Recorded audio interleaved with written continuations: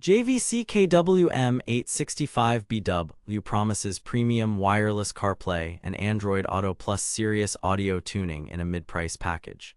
Either we've reached daily driver perfection for under $600 or it's another case of feature-stuffed frustration. On paper, you get a 6.8-inch clear resistive touchscreen, built-in Wi-Fi for truly wireless CarPlay and Android Auto, triple camera inputs, 5-volt pre-outs, 13-band EQ with time alignment, and iDataLink Maestro compatibility. Sounds almost too stacked, right? But here's the thing, resistive touchscreen in 2026, and wireless anything lives or dies by stability. Here's what caught my attention.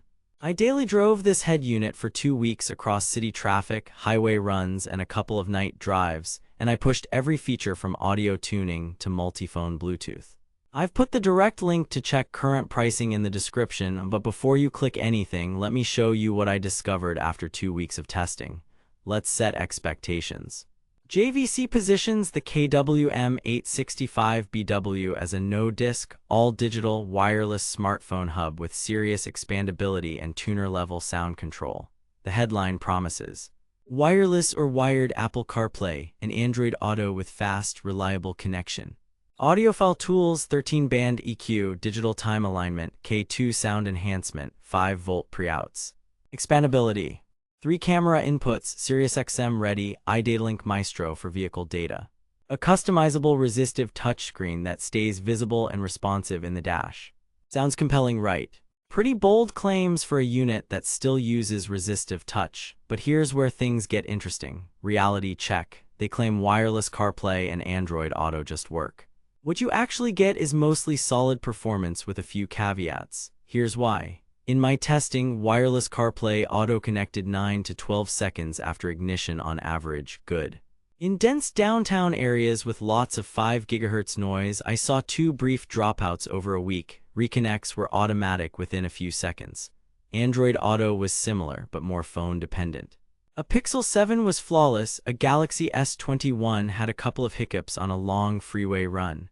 That's not a JVC-only thing, that's wireless AA living in the real world. They claim a 6.8-inch clear resistive touchscreen delivers a clean, customizable interface. What you actually get is a decent, bright display with old-school resistive feel. Here's why that matters. Resistive screens need a bit more pressure, so swiping maps and long lists feels less fluid than a capacitive glass panel like you'll find on the Sony XAV AX6000 or Pioneer DMH W4660NEX.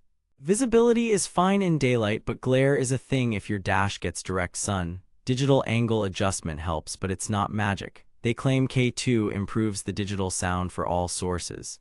Reality check. K2 is JVC's audio processing that upscales and adds harmonic content. It can add a sense of brightness and punch to compressed tracks, but it's not turning a 128 kbps stream into studio masters.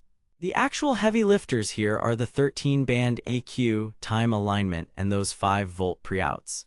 With proper tuning and aftermarket amps, noise floor was impressively low and staging was noticeably better than 2-volt budget units.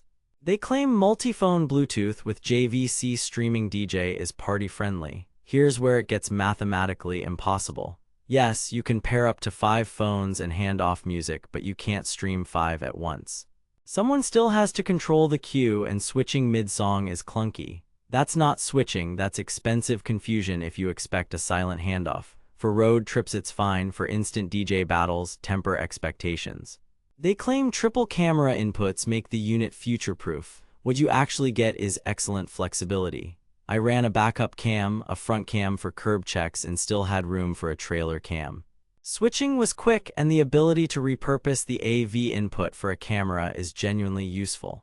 With an iDataLink Maestro and compatible vehicles, you can even retain factory blind spot cams. This is one of the strongest reasons to pick this unit over cheaper options. Here's the plot twist. The receiver does not play CDs at all by design, so if you're still living that disc life, move on. And a wired connection to the parking brake is required to access some settings and video playback while parked. That's standard, but installers sometimes forget to mention it. Sound quality. With stock speakers plus a sub, the KW-M865BW 13-band EQ and time alignment delivered a dramatic improvement. After about 20 minutes of tuning, vocals centered nicely, bass tightened up, and the staging felt wider. The 5-volt, 6-channel pre-outs are the silent hero if you plan to add amplifiers. Compared to 2-volt units in this range, you get cleaner headroom and less hiss. K2 can be fun on old MP3s but can get harsh if you crank it. I preferred a light touch, screen, and interface. The UI is straightforward with big icons, customizable backgrounds, and live wallpaper. The resistive panel is the trade-off. Buttons register reliably, but swipe gestures feel a bit sticky. Boot to home screen averaged around 6 seconds. Full wireless CarPlay typically within 10-12. Nighttime dimming worked properly. Day mode could use a bit more anti-glare. If you value buttery glass feel, consider competitors with capacitive glass. Wireless CarPlay Android Auto. CarPlay performance was rock solid for podcasts, calls, and navigation. Siri through the built-in mic picked up my voice well, and mic noise suppression was above average. Android Auto stability depended on the handset. Newer phones fared better. If you commute in a Wi-Fi saturated city core, expect a rare hiccup. Wired USB instantly cured it. Install and expandability. 2 rear USBs mean you'll want a flush mount USB extension in the dash pocket. The rear AV mini input requires a 3.5 mm to RCA adapter if you're feeding video. The triple camera inputs are a standout, as is the iDataLink Maestro support for retaining steering wheel controls and displaying vehicle gauges on compatible cars. SiriusXM Ready is nice, but remember the SXV300 tuner is an extra cost. What the marketing doesn't mention. Resistive touch is the compromise in a world where many rivals at this price are capacitive. Also, the unit relies on a proper parking brake connection for full settings. Don't expect to bypass safety prompts. Finally, while Bluetooth audio is fine, wired USB still wins for the absolute lowest latency and highest stability. Verdict: recommended with one big caveat.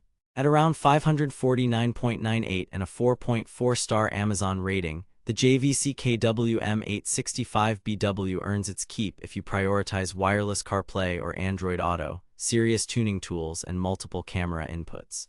Pros: strong 5-volt pre-outs, flexible camera support, fast wireless pairing, and deep DSP.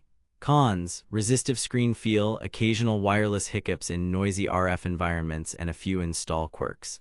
Skip this unless you're okay with a non-glass touchscreen. Save your money for a capacitive model if touch feel is your top priority. Otherwise, this is a workhorse that rewards a good install and a bit of tuning. Stay savvy out there. Thanks for watching. If this review saved you from wasting money or helped you find something actually worth buying, I've put the link to check current pricing and read more reviews in the description. And hey, if you do decide to buy through my link, it helps fund these investigations without costing you extra. Got questions about your specific car, speakers, or cameras? Drop them in the comments and I'll help you spec it right. Next up, I'm testing a capacitive screen rival to see if the touch experience really changes everything. Catch you in the next one.